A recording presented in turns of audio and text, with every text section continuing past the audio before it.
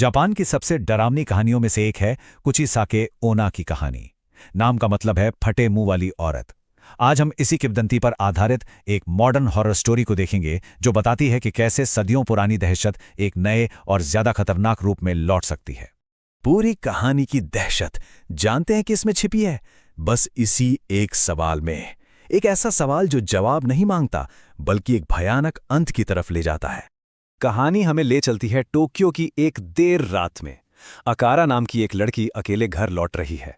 उसे बिल्कुल अंदाजा नहीं है कि शहर की सड़कों पर एक पुराना डर वापस आ गया है और बहुत जल्द उसका सामना उसी डर से होने वाला है।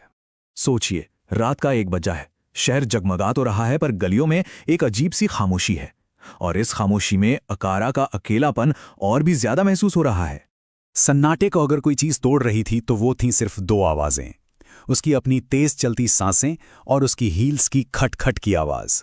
और हर कदम के साथ दिल की धड़कनें भी तेज होती जा रही थी। और तभी उसे एक और आहट सुनाई देती है, किसी और के कदमों की। वो घबराकर पीछे मुड़ती है पर कोई नहीं दिखता। जैसे ही वो आगे बढ़ने लगती है, एक नकाबपोश साया अचानक उसके सामने आ जाता है और फुसफुसाता है, क्या मैं सुंदर हूं? अकारा की तो चीख निकल जाती है, लेकिन तभी वो नकाबपोश जोर से हंसने लगता है। अरे ये तो उसकी रूममेट थी। शहर में जो कुचिसाके ओना की अफवाहें फैली थीं, बस उसी का फायदा उठाकर वो मजाक कर रही थी। अकारा का डर एक पल में राहत में बदल गया, पर यह राहत ज्यादा देर टिकने वाली नहीं थी। कुछ रातें बीतती हैं और अब अकारा की दोस्त आना खुद को वैसी ही भयानक सिचुएशन में पाती है, पर इस बार यह कोई मजाक नहीं था। देखिए, कुचिसाके ओना की इस कहानी के कुछ नियम हैं। वो एक बदले की आग में जलती हुई आत्मा है। कहानी यह है कि उसके पति ने ही उसे कुरूप बना दिया था और अब वो बदला लेने लौटी है। और उसका तरीका हमेशा एक ही होता है, पहले एक सवाल और फिर एक जानलेवा हमला। तो जब आना उस नकाबपोश औरत को देखती है, उसे लगता है कि यह फिर से कोई मजाक चल रहा है। इसलिए जब वो औरत पूछती है, क्या मैं सुंदर हूं? तो आना पूरे कॉन्फिडेंस से जवाब देती है, हाँ, तुम बहुत सुंदर हो।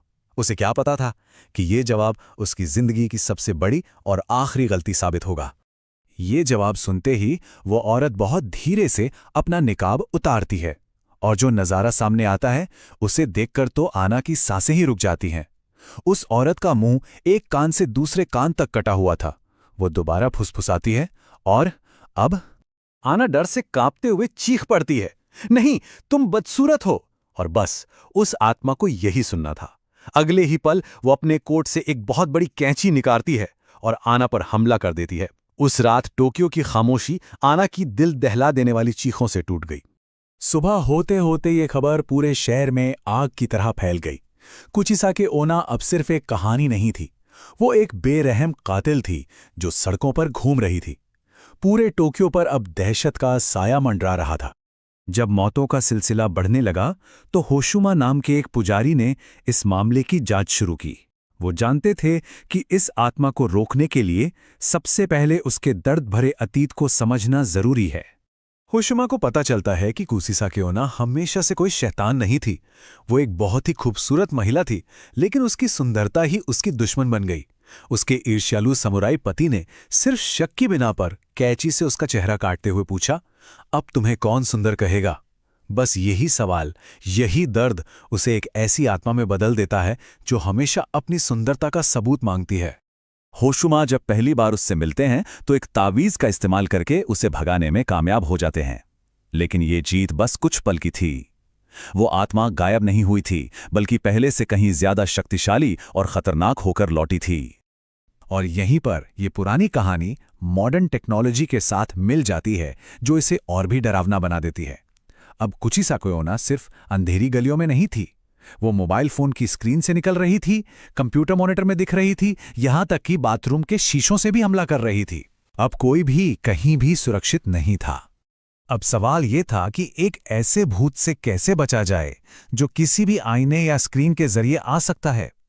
जब दुश्मन हर जगह हो तो कोई कहां छिप सकता है? होशुमा समझ जाते हैं कि उन्हें उस आत्मा का सामना एक बार फिर करना होगा, लेकिन इस बार कोई ताबीज या मंत्र काम नहीं आएगा। उन्हें एक बिल्कुल अलग तरीका अपनाना होगा।